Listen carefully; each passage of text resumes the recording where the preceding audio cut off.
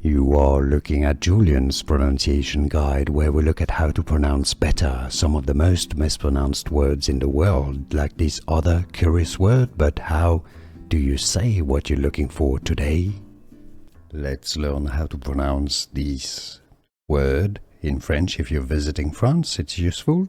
It's a long coffee, so like an espresso, but with more water poured through it. If you want to learn more useful French vocabulary and names of different coffees, make sure to stay tuned.